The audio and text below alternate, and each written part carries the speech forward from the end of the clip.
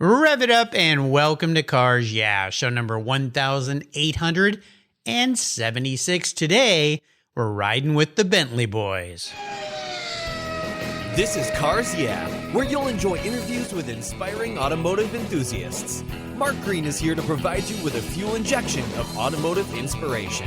So get in, sit down, buckle up, and get ready for a wild ride here on Cars Yeah.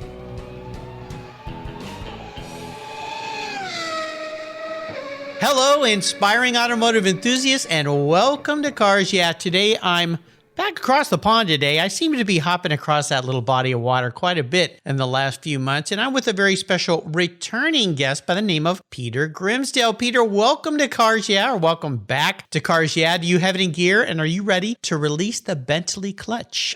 Absolutely. It's great to be back. Well, thank you. We'll have some fun. Now, last time you were here was February of 2020, and we were literally about 1 month away from all hell breaking loose and the world kind of going into chaos here. How are you doing, and how did the pandemic affect you as an author? Did you just hunker down and stay home and write this great new book? Yeah, I think one of the things it made me appreciate what I got. I think those of us, whose jobs didn't go up in smoke, we felt very fortunate. Very little really changed for me. The big downside was that I couldn't get into any archives, and I'd gather all libraries, and so I had to be more resourceful about acquiring the material I still needed to acquire. But that was interesting in its own self. So by and large, I got through okay, and happily, none of us were ill. Well, I love to hear that. That's fantastic. I've had several authors on the show this year who, same types of things, saying exactly what you said, but they just kind of hunkered down and in their bunkers and created their new books. Something interesting I learned from your book, and before I give you a proper introduction, was that W.O. Bentley lost his wife, Leona, to the Spanish flu epidemic in 1918, which is somewhat aligned with what we're talking about now, because that horrific, I don't know why they didn't call it epidemic, pandemic. I guess it's all the same. It was tragic. But I didn't know that about him. Yeah, extraordinary. I mean, it's got to be said that probably more people died of Spanish flu at the end of 1918 than had died in the whole of the First World War. But it must have been a terrible loss to him. Now, of course, that generation, they didn't talk about this stuff. Things like that happened. You just got on with your life. And actually, just about everybody in this book, in the story of the Bentley boys, was marked in some way by the World War experience. Yeah, no doubt. Well, let me give you a short little introduction since you've been on the show before, and I'll remind my listeners here, you can go back and find my first talk with Peter on the Cars Yeah website. He was guest 1492. Interesting time frame considering today he's 1876, a couple of years that had something to do with coming across the water and the old United States or new United States back then and the old British. But let me give you a proper introduction. We're going to dive into this very, very cool new book. Peter Grimsdale is a British novelist and award-winning television producer who has made shows for the BBC, PBS, and Discovery channels. As a lifelong car enthusiast, he has made in-depth films about the British and Japanese auto industries, profiles of Sir Sterling Moss, I always mess up his name.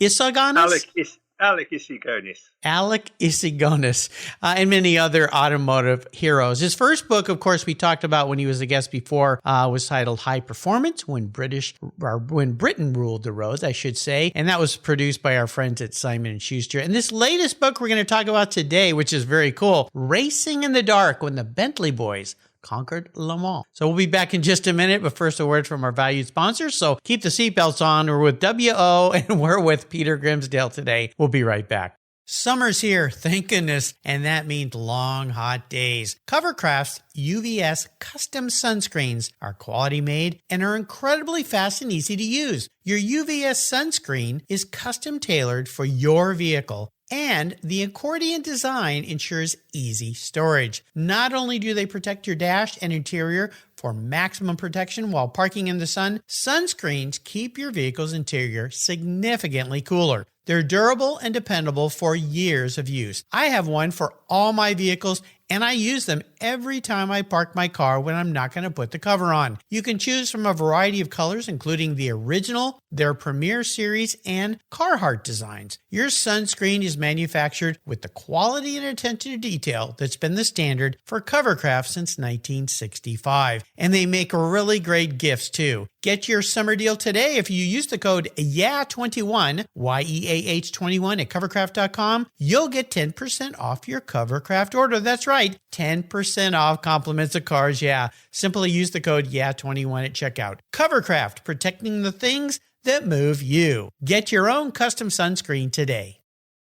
Last year, I changed my collector car coverage to American Collectors Insurance. That's who now protects my Porsche Turbo, the one I call my Orange Crush. But did you know they also insure your valuable collections of automobilia and other collectibles? If you're like me, you've invested in a lot of cool collectibles over the years. Those items are valuable, and if you were to lose them in a theft or a fire, well, try to get your normal homeowner's insurance to pay you what they're worth. Good luck with that. American Collectors Insurance provides you with assurance and confidence that your collectibles are fully covered. They insure a lot of items, including automobilia, wine, baseball cards, books, figurines, die-cast models, model trains, glassware, sports memorabilia, toys, and a whole lot more. American Collectors Insurance, they've been protecting us enthusiasts since 1976. They provide you with an agreed value insurance policy backed by a long history of taking care of their clients. Give them a call today for your personal agreed value quote at 866-ACI-YEAH. That's 866-224-9324. Tell them you're a friend of mine, Mark Green's here at Cars Yeah, American Collectors Insurance. Classic car insurance designed by collectors for collectors. Automotive enthusiasts just like you and me. That's American Collectors Insurance. All right, Peter, so we're back. So let's dive a little deeper into the corner, as I like to say, and share more about this new book. Now, the way I like it beginning here, it was 1927 at Le Mans, and W.O. Bentley was peering into the dusk. His three cars that had led from the start were missing. So let's start with W.O. here and why racing was so important to him. We're going to talk a lot about him today because he was a fascinating character, and we'll talk about your book and what happened in the book in Le Mans as well. But let's start with W.O. What did you learn about him as you put this book together and crafted this story? Oh, God, there was so much. I mean, he was an fascinating character because he came from quite a well-to-do background. And he went to a British public school, but couldn't wait to escape. And above all else, wanted to become a railway apprentice. He went as a premium apprentice, which meant that his family paid for him to be an apprentice, in the locomotive sheds of the Great Northern Railway. And so he went up to Doncaster and he trained there. He was there for 5 years. And he loved steam. He loved locomotives. And that was all he dreamt about. Except he found motorcycles. Mm. And with motorcycles, it was a bit of a light bulb moment because he realized, I mean, maybe some of this is hindsight, but the way he wrote it afterwards, he said, suddenly realized that there was no room for innovation really in the engine sheds. They'd kind of done it with steam. There was a few more things happened, but not a lot was going to happen. And so if he went on in that career, he would have to wait in line until somebody died before you moved up a step. There was no kind of other move either side. And he realized that with a motorcycle, he bought his first motorcycle and rapidly realized there was a problem with it and fixed it and innovated it. And he thought, hang on, this is what I can do. I can innovate here. And also, the great thing about the motorcycle, and indeed the car, which he got onto very quickly, was the freedom. He didn't have to run on rails. He didn't have to run according to a schedule. It was that sense of freedom. He tasted that freedom. And he basically decided to pack it in with the railways, much to his parents' dismay. And he went to work for a cab company because London had just exploded with cabs. And he went to work for a cab company as a kind of general manager. And he was there for a couple of years. And then he went in with his brother and they bought a car franchise, to sell a variety of cars, one of which was called the DFP. He thought the DFP was a promising little car, 2-liter car that could be developed for racing. So along the way, this is about 1910, 1911, thinking about how to innovate the car, he decided to go and see the manufacturers in France. They had a factory not far from Paris. And Doriot, who was a kind of already an elder statesman of automotive engineering, he'd been with Panhard and Levasseur right at the beginning. He was kind of sympathetic to what Bentley was talking about in terms of trying to get a bit more power out of the engine. But while Bentley was there, he noticed on Doriot's desk a paperweight, and it was a piston, but it was made of aluminum to you. And he picked this up, and he said, "Oh, that's interesting. Yeah, it had been made as a kind of like a Christmas kind of thing from one of his suppliers, the people who supplied his steel and iron pistons." Mm-hmm. Anyway, on the way back, he thought, you know what?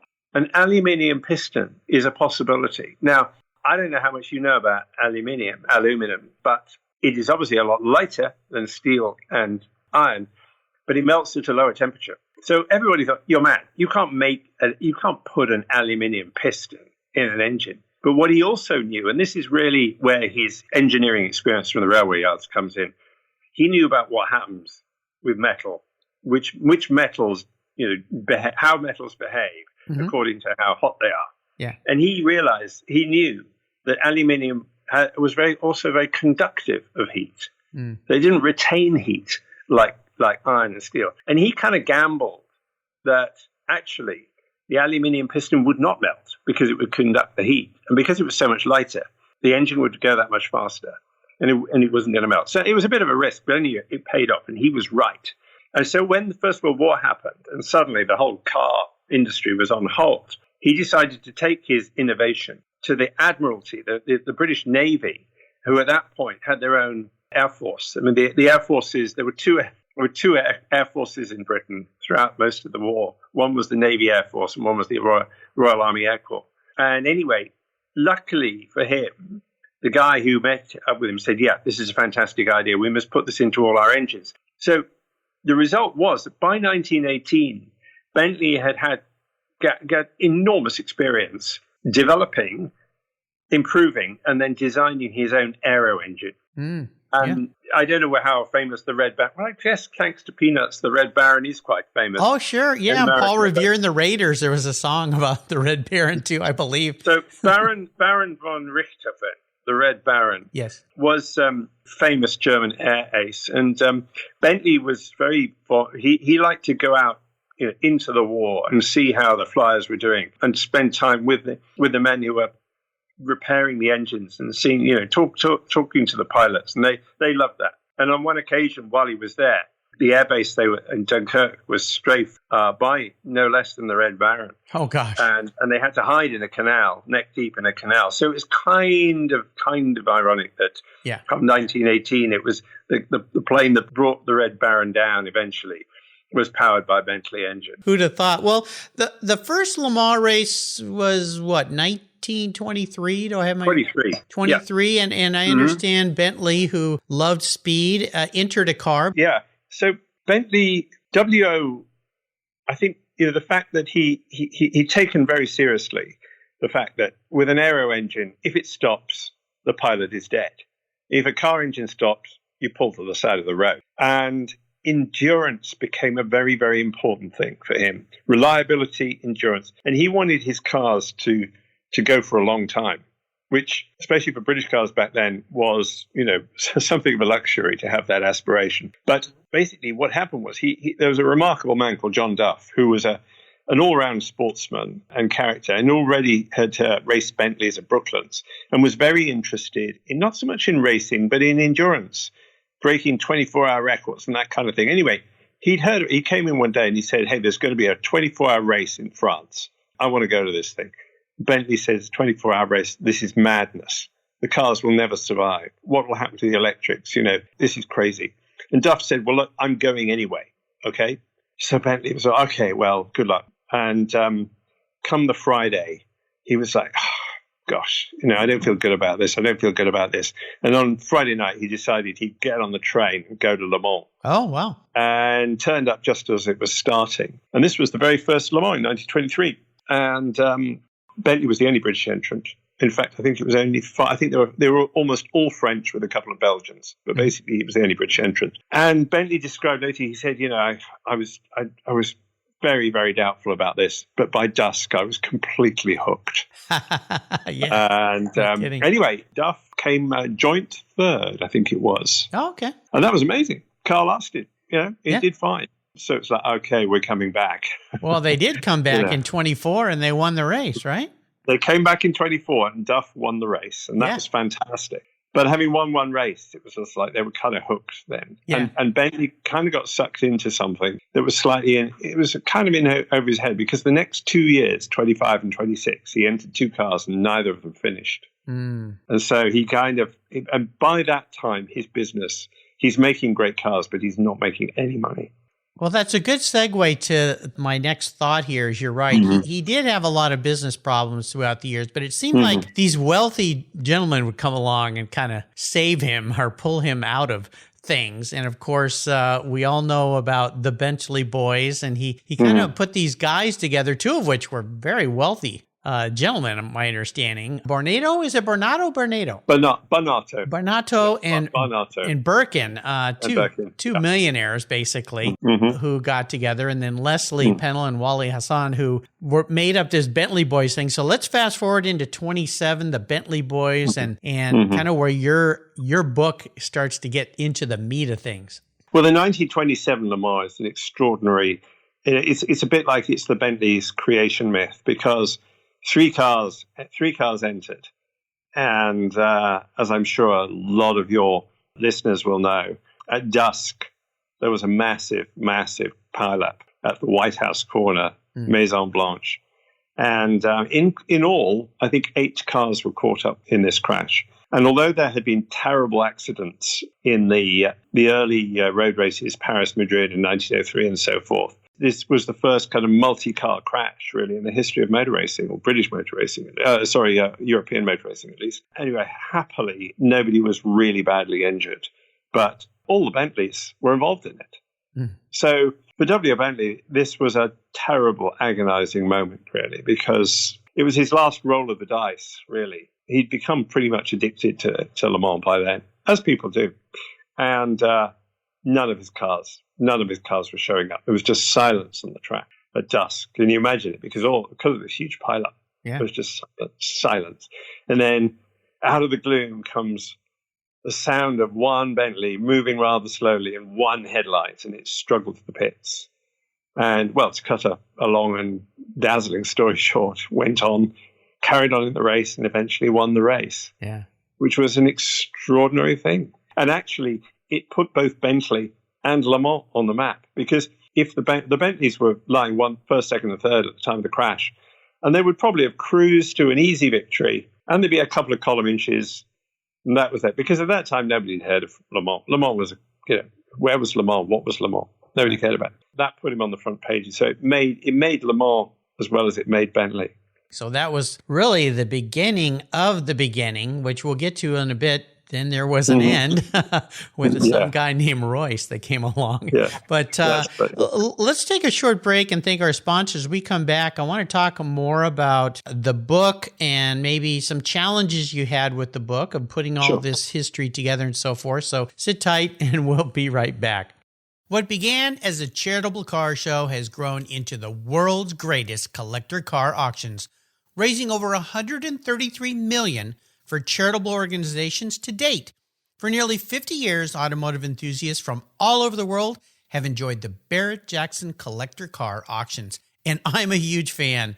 Regarded as the barometer of the collector car industry, their auctions are world-class lifestyle events where thousands of the world's most sought-after, unique, and valuable automobiles cross the block in front of a global audience, in person, on TV, or streamed online. Barrett-Jackson produces the world's greatest collector car auctions in Scottsdale, Arizona, Palm Beach, Florida, Las Vegas, Nevada, and new for 2021, Houston, Texas. The excitement of Barrett-Jackson auctions is contagious, and a unique experience is not to be missed. And be sure to visit barrettjackson.com today. Barrett-Jackson, the world's greatest collector car auctions. I've discovered Linkage. It's a new quarterly publication and website that covers the automotive market, driving, restoring, collecting, and discovering your passion for motor vehicles. Linkage is about experiences, opinions, and values. Linkage is an actual informed, reasoned opinion based on first-hand experiences. A talented linkage team covers the automotive world, the people who share your passion and mine, smart, considered, rational, and experienced opinions, ones you can learn from and grow. That includes our passion that drives auctions and the collector car market. So come with me and join us on this journey. And be sure to use the code CARSYEAH when you subscribe, and they'll give you $10 off. Boom! Linkage, geared for the automotive life. Subscribe today at linkagemag.com. We talked earlier about W.O. having many challenges in his business, and these wealthy folks would come along and bail him out and buy cars. There was one car, of course, it was the Gurney nutting-bodied Speed 6 that comes to mind, that one of those wealthy men I mentioned, Barnado, had specs. Is that the Blue Train Bentley? Is that relationship? It's not quite, but it's close. So Wolf Barnato was probably the closest thing Britain ever had to a Great Gatsby. He was a man who burned through something like £900 a week just in hospitality. That's about £40,000 today. That's probably about $100,000 a week. Wow. Okay, to put it in perspective. And Barnato was a very wealthy heir to a diamond fortune. His father had a self-made man, had gone out to South Africa and struck diamonds. Barnato was very, very, very wealthy, and Bentley was great. Bentley and his brother were great at making cars, but they were terrible businessmen. And in the end, Bentley, by about 1925, Bentley realized that he just needed a proper benefactor. And so he went to see Barnato and said, this is the situation. And Barnato drove a very hard bargain. He said, I'll take over your company. We'll demote you to chief engineer. And my money men here by my side will steer your company for you. So it was a kind of a mixed blessing. But Barnato then said, and I want to drive at Le Mans. Now, Barnato had driven at Brooklands, and he was a real showman. And Bentley knew that in order to do Le Mans, you had to be very measured, you had to be very steady, you had to conserve the car, all these things. But hey, what can you do? Your chairman has decided he wants to race. So Bentley fills the other two cars with seasoned professionals. But the only thing is that by the middle of the night, the only Bentley still going is Barnato's car. But an amazing thing happens, which is that Bentley discovers that Barnato, his chairman, will take direction. He will do exactly what Bentley tells him to do. And it's a real surprise for everybody because, including Barnato, Barnato didn't realize he had it in him, really. Not only did he win the 1928 Le Mans, he won in 1929 and 1930. Wow. And the hat trick, it wasn't until something like 1960 that a driver managed to win Le Mans 3 times in succession. So an incredible thing happened. It's one of those examples where two people, such opposites, come together and create something bigger than either of them could have done on their own. And that produced the Bentley heyday. No doubt. And of course, much later, a guy named Sir Henry Royce came along when the company had to be sold. I think he was the highest bidder, and he ended up with the brand. Is that how it worked? It was an extraordinary thing. So always the fear was that Barnato would just Barnato had so many different business interests that he'd kind of lose interest in Bentley. But by the summer of 1930, the Wall Street crash had happened, but it wasn't like, it didn't lead to immediate economic collapse. It was like a kind of depth charge that was rumbling through the international financial system.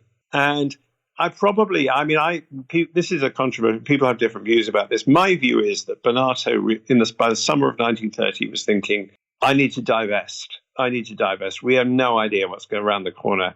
And he kind of done it with Bentley, and Bentley was still not making any money. And he kind of bailed it out, but he hadn't kind of set it going in a way that would self-sustain, which was true for lots of car companies at that time, especially at the high end. So it was expected that he put it on the market, basically, to see what would happen. And W.O. Bentley very much hoped that he'd be able to go in with Napier, who were another engineering company, who really needed his expertise and wanted to get back into car making. And it was a perfect marriage. But just as it was about to go through and had to be ratified by a court, on the day of the ratification, another party stood up in court and said, I would like to make a counter bid. And basically, Rolls-Royce bought the company from under them, much to their surprise. Now, the reason for Rolls-Royce buying Bentley is interesting because Rolls-Royce thought it had no equal. I mean, I think, and it's certainly in Europe, maybe Hispano-Suiza, Bugatti not, because it wasn't yet doing the Royale. But the only competitor was Bentley, because by 1930, Bentley was building very big car, bigger and bigger cars, 6.5 litre, 8 litre car. Mm-hmm. His masterpiece was his 8 litre Bentley, and it was better than Royce's Rolls-Royce. So the only thing was to buy it up and shut it down. And that's what they did. Yeah. It was brutal. It was a brutal thing to do, but that's what they did. I mean, they reinvented Bentley 2 years later as the silent sports car. And they were fine cars built by Rolls-Royce with a Bentley radiator on the front, and in their own way were nice kind of gentlemanly touring cars. Yes. They weren't the balls out amazing racers that WO's Bentleys were. Yeah, it's a fascinating story. Yeah. In putting this book together, Peter, what were some of your biggest obstacles and challenges that you ran into putting this whole story together? Because this is a dynamic story. This is one of these wonderful history stories for us automotive enthusiasts, but things get muddled with history and stories get changed and facts get dissolved, if you will. So how'd you put this all back together? Well, the thing is, as with high performance, my agenda here is to kind of put the cars and the people in more of a landscape. So, there are many, many admirable books about Bentley and Bentley racing and Bentley at Le Mans. But what I wanted to do was look at the motivations behind the men and indeed the women behind the Bentley mystique, and also to widen the lens, if you were, and if you like, and say, what was the impact of the Edwardian era? What was the legacy of the Industrial Revolution in Britain? How did the war impact on these guys? Because the Great War cast a very long shadow into the 1920s. And I wanted to spend quite a lot of time on that. But actually, this book happened slightly by accident. I was at a kind of history literary festival with my agent and my publisher and one or two other people. And I was there to talk about TV and books. It was nothing to do with cars. It was nothing to do with my own writing, really. They had a special kind of place set up for all the contributors. And there was a 3-litre Bentley in the corner, just on show. And I said to the guys I was with, a car just like that crashed in the 1927 Le Mans, went on to win the race. And I was talking to a group of people who were not interested in cars, but they were fascinated by that story. And I thought, this is a story you can tell to a wider constituency. Very much like what was done with Ford versus Ferrari. Well, I was just thinking a wonderful movie we could have out of this book.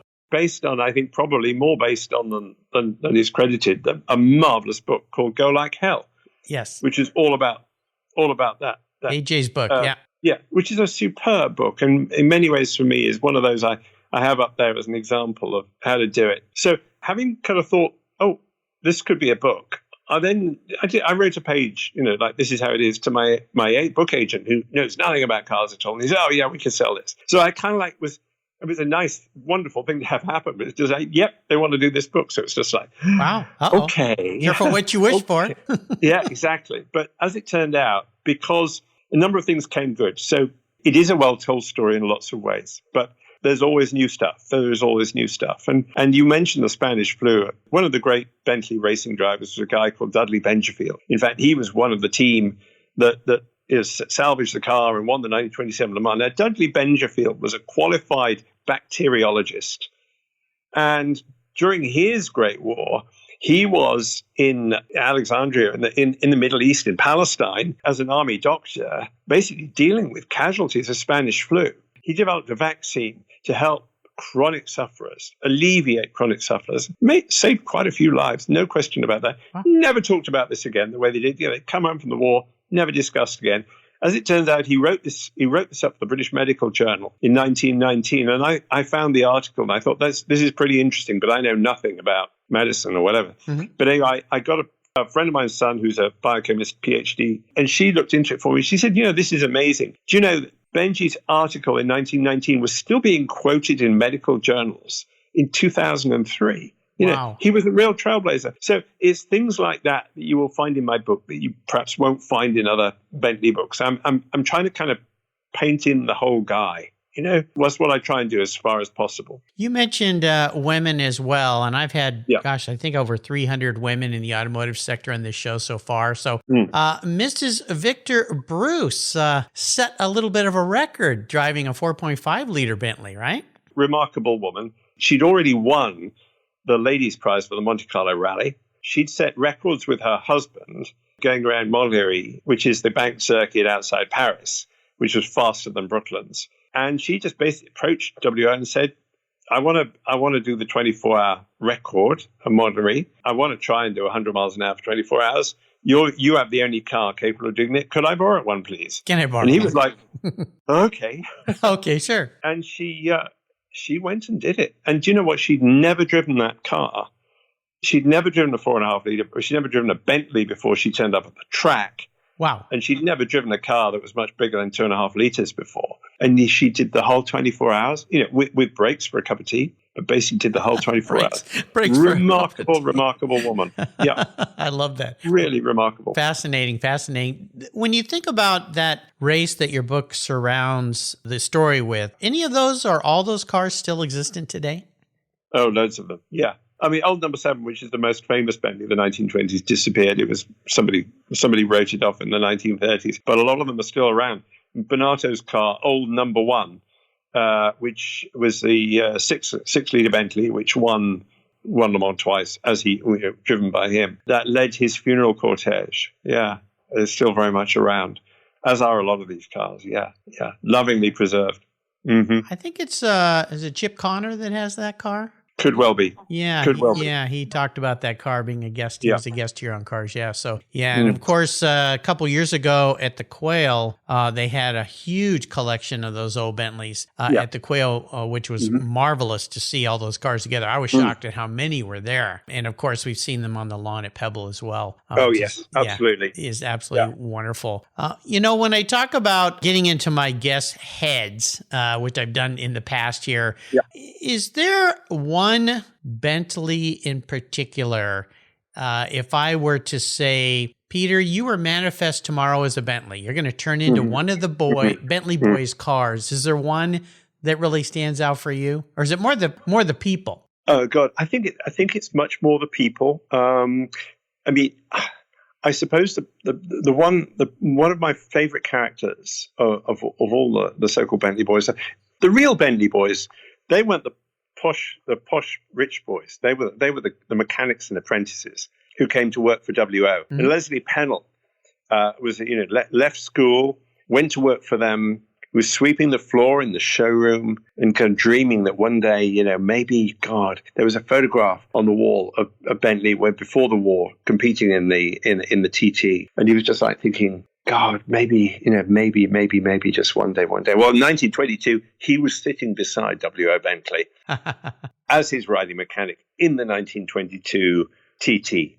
And I love the way that both him and Wally Hassan, both working class boys from the East End of London, had amazing careers that would never have happened had they not joined a place like Bentley Motors. And the thing about W.O. was he was a man of few words. He expressed very little emotion. He could never really celebrate. He was very, very shut down guy, but he was a fantastic manager and motivator of people. And Wally Hassan, if you think about it, he went there as an apprentice, age 16. So he was involved in Le Mans in the 20s. He went to work for ERA in the 30s at Brooklands. He joined Jaguar in the 1940s and helped design the XK. He went to Coventry Climax and developed their fire pump engine that went into the Cooper and Lotus and took those two world champion Formula One supremacy. He rejoined Jaguar when Coventry Climax was bought by Jaguar and helped design the V12 that went to Le Mans in 1990. So Wally Hassan was involved in motor racing in the 20s, the 30s, the 40s, the 50s, the 60s, the 70s, the 80s, and the 90s. Holy cow. And I don't think there is anybody else in the history of motor racing who has that long an involvement. That's incredible. Now, after Bentley's was sold, did W.O. go on to Lagonda? Yeah, so he was handcuffed to Rolls-Royce for 5 years. That was part of the deal because his contract with the original company stipulated that he was an asset of the company. So he was totally in their control. That had to be a little ugly. Yeah, they didn't use him. They kept him well away from the design office, which is weird. It's very weird and very British in a kind of very negative way. But anyway, Bentley was such a gentleman. He managed to get on with everybody.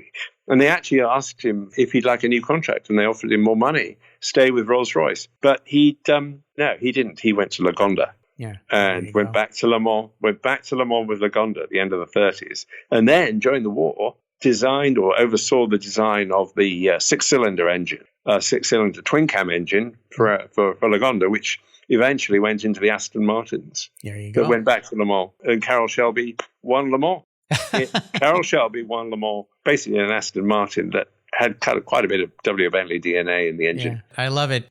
Before I let you go today, is there anything we didn't touch on? I don't want to give the whole book away, obviously, because I want people to get their hands on this. It's a marvelous read. Is there anything else you want to touch on about W.O., about that particular race or the Bentley boys? Well, I'll tell you a really interesting thing, which I discovered, which is that their adversary in 28, 29 was the Stutz. Okay. Okay. But the Stutz was entered by an amazing character called Charles Wayman. And Charles Wayman was a half Haitian American who had come to France and been a flyer, and then was an aircraft designer, and then was a car body designer. And the Wayman bodywork basically was a transformative piece of coachwork, free steel. This was like how to make wooden fabric bodies work and not squeak. And Wayman pioneered that. Wayman had this thriving coach building business in France, and also there were satellites in Britain and elsewhere. And I'm sure pre-pressed steel, the same is true in America. And Charles Wayman was such an interesting character, and I cannot find any information about him yet. And I'm kind of curious now, so I'm going to have to go after him. So the extraordinary thing about writing these books is that they leave you with a taste for more. Yeah, absolutely. Yeah. But that was one like kind of left field thing. But I thought, well, interesting, because the Stutz is an incredible car. I didn't spend a lot of time talking about it because that's a whole other story. Sure. But it was just so interesting that how it had come to Le Mans was via this guy Wayman. Well, maybe that's the next book we'll be seeing from Peter Grimsdale. The book is titled Racing in the Dark, When the Bentley Boys Conquered Le Mans, by our friends at Simon & Schuster. I'll put a link to where you can get your hands on a copy. This has got to be sitting on your automotive library shelf because it's very, very worthy. You did a marvelous job. Now, before I let you go, is there maybe a parting piece of wisdom, some words of wisdom or a mantra or something you'd like to share with our listeners today, Peter? I think one of the things that I'm interested in is the way that cars are so much an expression of the character of the people who design them. I spent a lot of time looking at William Lyons for Jaguar, and I recently had to write a piece about for Motorsport magazine. They asked me to write a piece about the 60th anniversary of the E-Type, and I was thinking about what the E-Type was like. What made the E-Type so extraordinary in 1961 was it completely uncompromised in design. Nobody rounded anything off. It was extreme. And most of Lyons' designs were extreme. He had this expression of extreme. He just really, really wanted to push the envelope. And Alec Isagonis, who's another great hero of mine, who designed the Mini, he was the complete opposite. He was all about utilitarian mass use of space. And these were all these qualities were all to do with their upbringings and their backgrounds. I think it's so interesting how W. Bentley's cars, as Ettore Bugatti said, they're like lorries, they're like trucks. They were built like they're built like battleships, they're built like railway engines. Yes. Well. And I think the DNA, the engineering DNA, is so interesting of cars. The way it's in many ways it's an expression of the individuals, character of the individuals who pioneered them. Oh, absolutely. You think about where we all started, or where he started. W.O. was back with trains. So there you, Yep. his things were like big, giant trains. Well, again, listeners, you can find everything Peter's talked about on our show notes page here on the Cars Yeah website. Just go type in Peter Grimsdale. You'll find both of his shows there. So if you missed my first talk with Peter about his previous book, and you got to get your hands on that if you don't already have a copy, you'll find it right there on the Cars Yeah website. Is there a way for people to follow along with you, Peter? Do you play in the social media world, or you just keep to yourself and write books? Yeah, I'm on Twitter. I'm on Twitter. I should be on more. So I can be found on Twitter. Okay, great. I'll put a link to that as well. I'm very happy to hear from any readers. I'm very willing to engage with anybody out there. Please do reach out if you want to talk to Peter, but mostly get your hands on this book because you're going to love it. It's a great read, great summer read. Now that we're all let out of lockdown, you guys are somewhat free now, right? Is that right? Somewhat. Somewhat. Never say never. Never say, yeah. We don't want to go back to where we were. Yeah, if you're going to get on an airplane and go somewhere to a car event, get yourself a copy of this book and enjoy it. Peter, hey, thanks for coming back and being My pleasure. A two-Peter. Maybe you'll come back and be a three-Peter sometime in the future with the next book. I want to thank you for sharing this new book with us today. It's really, really marvelous. You're always a joy to talk to. Until you and I talk again, my friend, I'll see you down the road. Thank you. Thank you. Did you know that less than 3% of all automotive technicians in the United States are women? You may not be surprised, but you should be concerned because our country is facing a massive technician shortage right now. Skilled, qualified techs are in high demand, and we need young women and men to consider these careers as a viable path to a fulfilling life. I've interviewed hundreds of women in the automotive sector here on Cars Yeah, and I know that women make great techs. That's why I support the nonprofit Tech Force Foundation and its Women Techs Rock initiative to ensure women see themselves in the profession, the industry, and the workforce. Learn more at techforce.org today. Thank you so much for joining us on today's ride here at Cars Yeah. Drive on over to carsyeah.com to find show notes and inspiring automotive fun. Download your free copy of Filler Up, a fun book filled with gorgeous photographs of fuel filler fun, including quotes from more inspiring automotive enthusiasts.